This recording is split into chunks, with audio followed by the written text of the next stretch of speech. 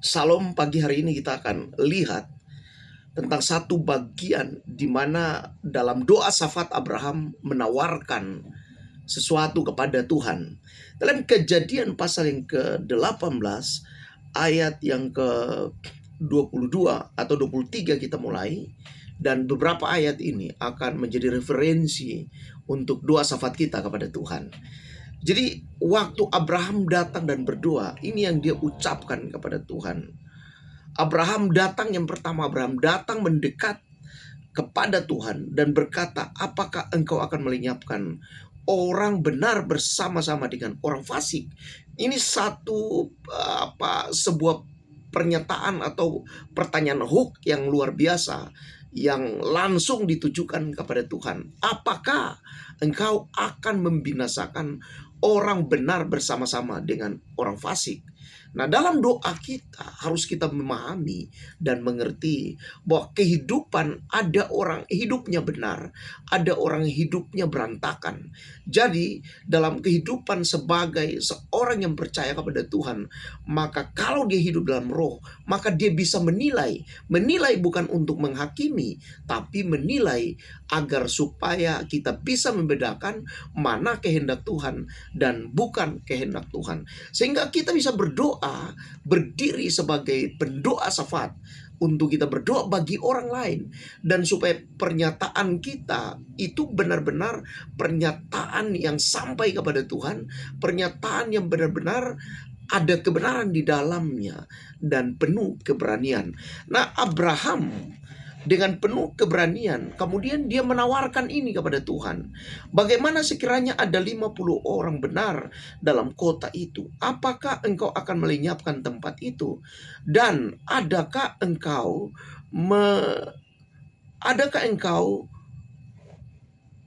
karena kelima mengampuninya, karena ke-50 orang benar yang ada di dalamnya? Jadi penawarannya jelas bahwa kalau di kota Sodom dan Gomora itu ada 50 orang bertobat atau 50 orang benar, apakah Tuhan akan mengampuni kota itu? Apakah Tuhan akan mengampuninya? Dan juga pernyataan-pernyataan kita dalam doa kepada Tuhan harusnya demikian. Dan kita akan menawarkan ini kepada Tuhan. Jika masih ada kebenaran kepada orang yang tadinya mengalami sakit penyakit atau mengalami dosa yang berat dalam hidupnya, sehingga dalam kehidupan mengalami hal yang membuat dia sulit untuk keluar, dan kemudian kita berdoa kepada Tuhan untuk menyatakan ini. Apakah kalau masih ada kebenaran, masih percaya kepada Tuhan di dalam hatinya, walaupun ada banyak hal yang terjadi yang sudah dilakukan, apakah Tuhan masih mengampuni? Nah, pernyataan atau pertanyaan ini dalam doa itu luar biasa, dan hanya orang benar, orang yang sudah diuji di proses, yang bisa mempertanyakan demikian. Dan kemudian dia menyatakan yang berikutnya, jauhlah kiranya daripadamu untuk berbuat demikian, membunuh orang benar bersama-sama dengan orang fasik, sehingga orang benar itu seolah-olah sama dengan orang fasik. Jauhlah kiranya yang demikian daripadamu. Masakan hakim segenap bumi tidak menghukum dengan adil? Nah, ini bukan sebuah doa yang biasa. Ini bukan doa yang cengeng. Ini bukan doa yang kemudian hanya menangis dan tidak tahu apa tujuannya. Maka kadang-kadang kita perlu untuk melihat kehidupan, sisi baik dan sisi buruk dari semua yang ada. Hidup kita dipercayakan oleh Tuhan sebagai orang-orang yang memiliki karunia rohani untuk bisa dipakai melihat dan menilai, dan bukan untuk menghakimi, tapi melihat situasi di sekitar kita dan tahu mana orang yang melakukan kebenaran dan mana orang yang tidak melakukan kebenaran.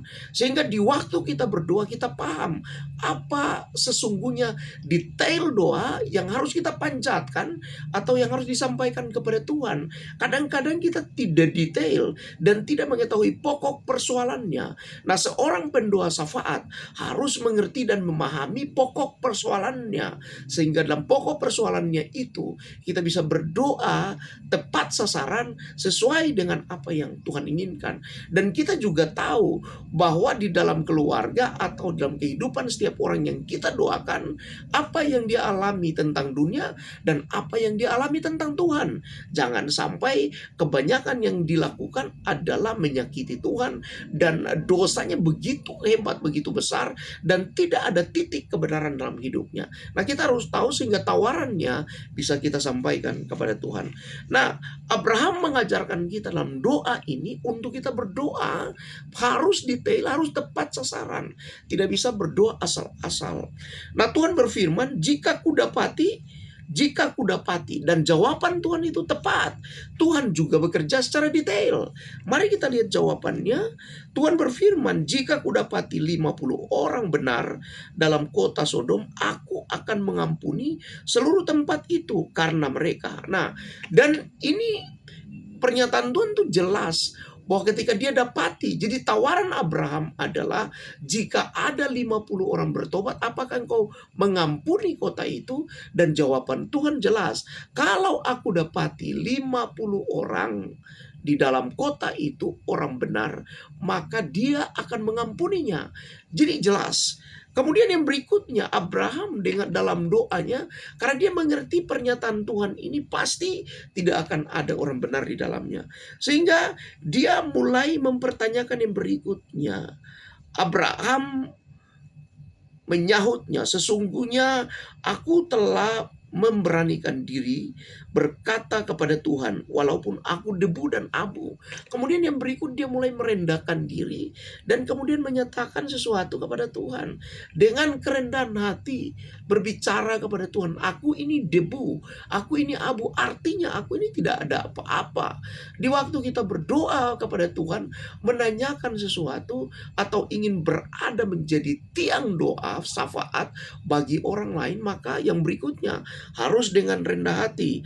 Abraham menyahut dan mulai berkata, sekiranya kurang 5 orang dari ke-50 orang benar itu, apakah engkau akan memusnahkan seluruh kota itu?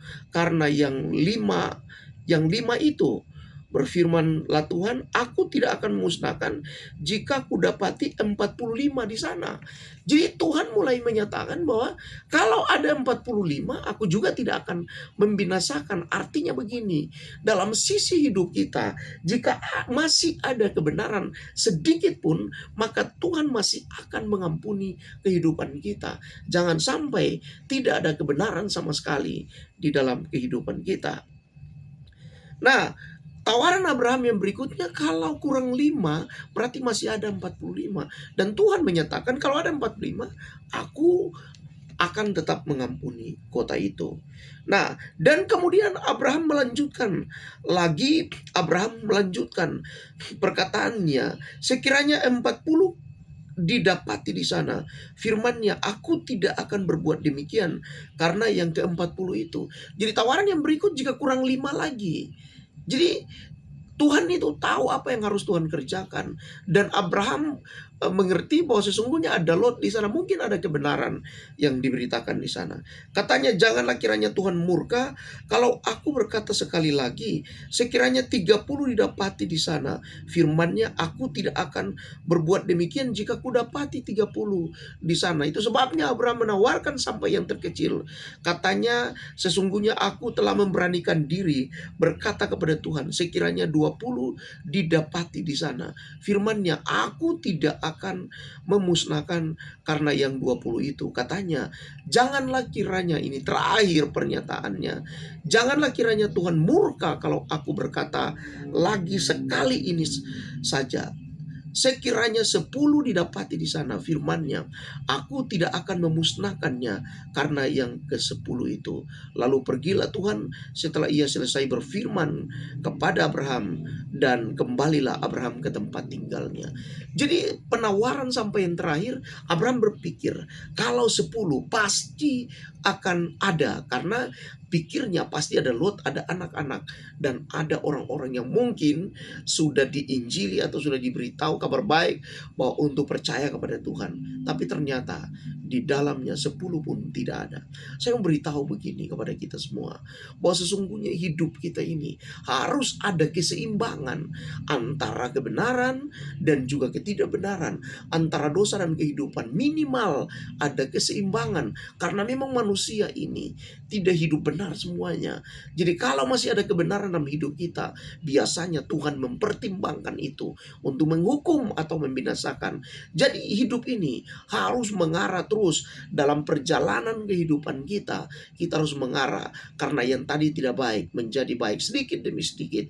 Yang tadi tidak benar terus dibuat menjadi benar. Yang tadinya hidup berantakan mulai diubah kehidupannya secara bertahap dalam hidup ini. Karena kadang kita tidak bisa mengubah hidup kita secara langsung, instan, tapi kita harus mengubahnya tahap demi tahap, sehingga kita akan mencapai tingkatan iman yang diinginkan oleh Tuhan dalam hidup kita. Saya berdoa bagi hidupmu, supaya di waktu kamu menjadi tiang doa syafaat bagi setiap orang, kamu harus secara detail mengerti, memahami kondisi orang tersebut, atau kondisi tempat tersebut, atau kondisi wilayah tersebut. Karena di waktu kita berdoa kepada Tuhan, maka penawaran kita jelas, ucapan kita jelas, apa yang kita katakan juga jelas. Karena Tuhan juga secara jelas akan menjawab doa kita. Dia akan menyatakan secara sesuai dengan apa yang Dia mau atau yang Dia inginkan. Jadi kita juga harus memahami dan mengerti itu, agar supaya apa yang kita doakan itu tepat sasaran sesuai dengan kejadian yang terjadi di sekitar kita. Tuhan kiranya memberkati kita semua. Jadilah pendoa syafaat, berdirilah atas kehidupan setiap orang untuk menyampaikan kepada Tuhan apa yang terjadi secara detail. Pelajari dan kemudian lakukan. Jadilah orang yang dipenuhi oleh kekuatan roh, agar supaya kita bisa membedakan mana kehendak Tuhan dan bukan kehendak Tuhan. Tuhan berkati kita semua. Salam.